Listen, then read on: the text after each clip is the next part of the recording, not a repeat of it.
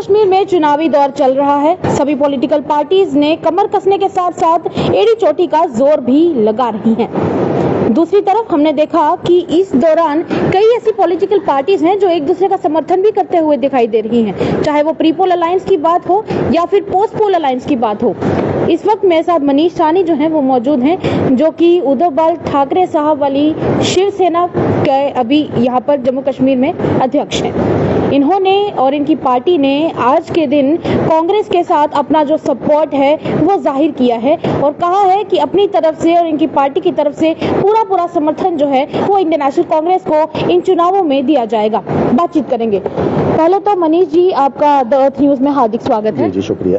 आज आपने ये ऐलान किया है कि आप लोगों की तरफ से कांग्रेस को समर्थन जो है वो दिया जाएगा, पार्टी की तरफ से समर्थन दिया जाएगा। तो पहले तो आप ये बता दें कि कौन कौन सी कॉन्स्टिट्यूएंसीज में आप किस किस को समर्थन करने वाले हैं? बिल्कुल, पहले तो थोड़ा सा दुरुस्त करूंगा आपके सेंटेंस को। हम कांग्रेस को समर्थन सेलेक्टिव समर्थन कर रहे हैं। सेलेक्टिव समर्थन, ठीक है ना जी। देखिए, जम्मू कश्मीर की पहली बार हम जो है शिवसेना यूबीटी भी जम्मू कश्मीर के चुनाव मैदान के अंदर है। विधानसभा के चुनाव हमारे भी उम्मीदवार लड़ रहे हैं। हमने 12 सीटों पर जो है अपने उम्मीदवार खड़े किए हैं। देखिए, चुनाव से पूर्व या चुनाव के हमारा किसी के साथ गठबंधन नहीं है। अपने पक्ष प्रमुख माननीय उद्धव बाला साहब ठाकरे जी के निर्देशानुसार शिवसेना अपनी विचारधारा के साथ अपने बलबूते पर तमाम सीटों पर जो है वो चुनाव लड़ रही है। देखिए, जहां तक जम्मू की सीट की अगर बात करें और उन कांग्रेस के कुछ नेताओं की बात करें जो हमेशा जम्मू के स्थानीय मुद्दों को लेकर, जम्मू कश्मीर की जनता को लेकर और खास करके जम्मू को लेकर हमेशा जो है आवाज बुलंद करते रहे हैं, हमारे साथ सड़कों पर उतरे हैं, हमारे साथ उन्होंने लड़ाइयां लड़ी हैं जम्मू कश्मीर के स्थानीय लोगों के हितों के लिए, चाहे वो स्मार्ट मीटर का मुद्दा हो, टोल प्लाजा का मुद्दा हो, जम्मू को मंदिरों के शहर को मदिरा के शहर बनाने का मुद्दा हो, भ्रष्टाचार का हो, तो नाइंसाफी का हो, जम्मू कश्मीर के युवाओं को नशे के दलदल में धकेलने का हो। तो उन नेताओं के प्रति ना तो हमने अपना कोई उम्मीदवार खड़ा किया था और उन नेताओं को आज हम अपना समर्थन देने की भी जो हमने घोषणा की है। उसमें सबसे पहले उम्मीदवार है जम्मू बहु से जो है टोनी जी। देखिए, वो हमेशा हमारी लड़ाई के अंदर शामिल हुए हैं, स्थानीय लोगों के अधिकारों की लड़ाई के अंदर हमेशा जो है कंधे से कंधा मिलाकर चलते रहे हैं। फिर उसके बाद कांग्रेस के दूसरे उम्मीदवार हैं जो जम्मू ईस्ट से है योगेश सहनी जी, उनको हम भरपूर अपना समर्थन देते हैं। और आरएसपुरा से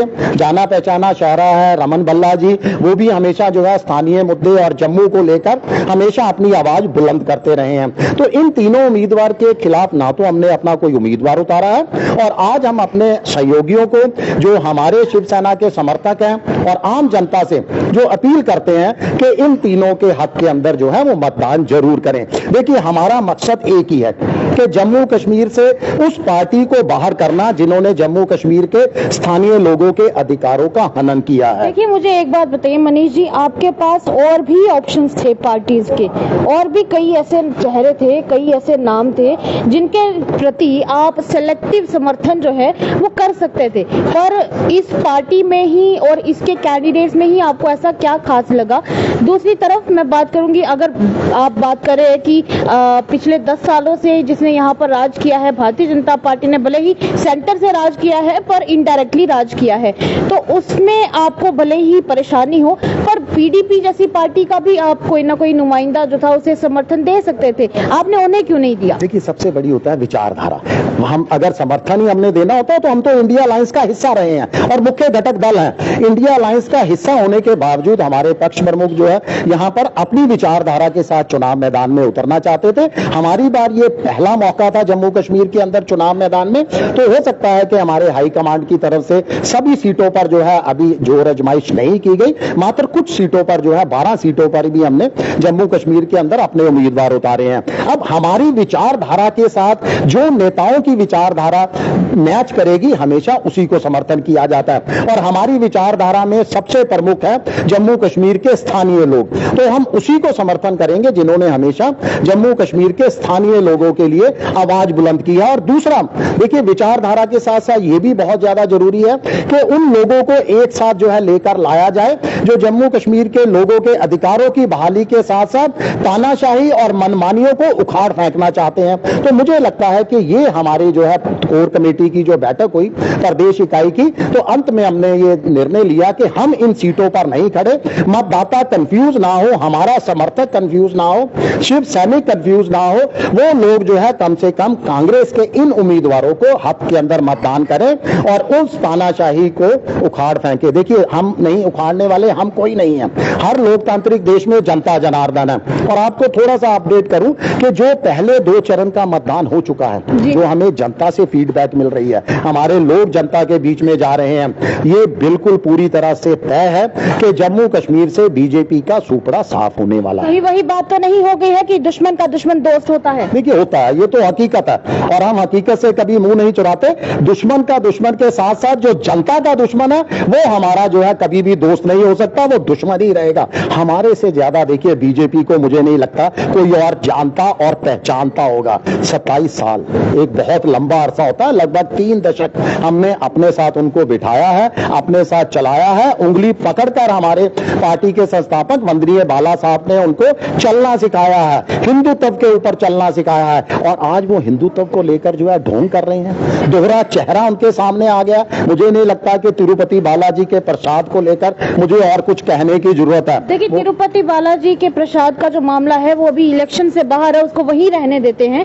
तो बात करेंगे जम्मू कश्मीर की, एक बार फिर से वही वापस आएंगे। पहले तो आप मुझे ये बताएं कि क्या आपकी तरफ से बसोली की सीट के ऊपर किसी को मैंडेट दिया गया है? जी नहीं। तो फिर आपकी तरफ से वहां पर बसोली में जहां पर चौधरी लाल सिंह खड़े हुए हैं कांग्रेस की तरफ से, और वो एक ऐसा नाम है जो डोगरों के बीच में बहुत बड़ा नाम है और वो डोगरों का समर्थन भी करते हैं, तो फिर आपने अपना सेलेक्टिव जो आपका ये समर्थन है उनकी तरफ क्यों नहीं दिया? वो नाम आपने कैसे छोड़ दिया? देखिए, वो बहुत बड़ी लीड से जीतने जा रहे हैं, इसमें कोई दो राय नहीं है। यहाँ का मतदाता जो है थोड़ा कंफ्यूज था। जम्मू शहर के लोग जो है कहीं ना कहीं फिर दोबारा बीजेपी की चालों में फंसते हुए दिखाई दे रहे थे। आप यहाँ पर देखिए, आपका ब्रह्मास्त्र जो है वो और ज्यादा सशक्त हो जाता वहां पर। देखिए, वो पहले से सशक्त है, हमें उनके ऊपर पूरा भरोसा है, बहुत बड़े मार्जिन से वो जीतेंगे और उनकी जीत तो लोकसभा चुनावों में भी उन सीटों पर दिखाई दी थी, वो विधानसभा सीटों पर दिखाई दी थी। मगर आप देखिए, बीजेपी के तमाम नेतागण, बड़े बड़े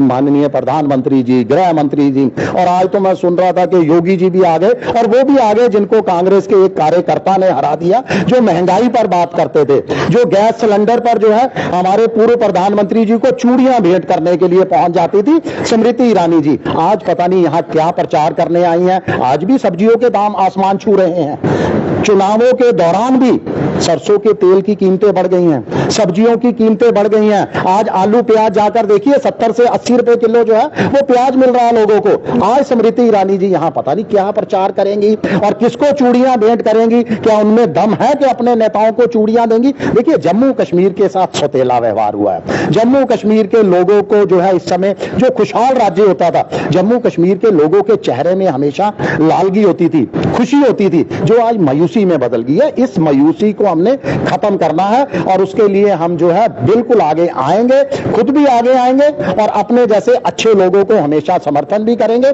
जनता से अपील करेंगे कि वो लोग भी जो है उनको समर्थन दें और जिताकर आगे लाएं।